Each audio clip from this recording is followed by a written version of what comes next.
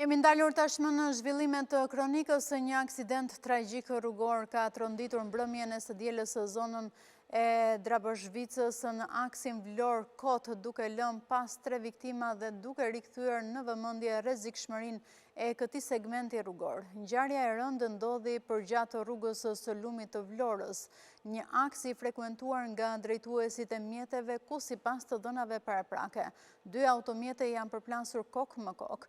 Përplasja ka qenë e fuqishme duke shkaktuar dëme të rënda në të 2 automjetet, të cilat u shkatruan pothuajse plotësisht në pjesën ballore. Si pasojë e goditjes, 2 drejtuesit e mjeteve, Adia Lushej, rreth 30 vjeç, dhe Esad Brahimaj, rreth 40 vjeç, kanë humbur jetën në vend ngjarje. Sipas burimeve, përplasja ka qenë fatale dhe nuk ka lënë mundësi reagimi për drejtuesit e mjeteve.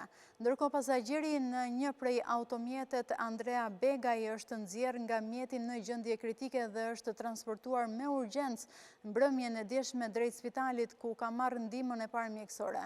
Megjithatë, pavarësisht përpjekjeve të stafit mjekësor, ai nuk ka arritur që të mbijetojë plagëve të marra dhe ka ndërruar jetë vetëm pak orë më pas, duke e çuar në 3 numrin e viktimave nga ky aksident i rënd.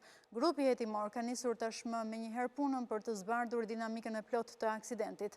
Paraprakisht dyshohet se përplasja kokë më kokë mund të ketë ardhur si pasojë e shpejtësisë së lartë, një parakalim i gabuar apo edhe humbjes së kontrollit të njërit prej mjeteve, por këto mbeten për t'u konfirmuar nga hetimet zyrtare që priten në minutat në vijim.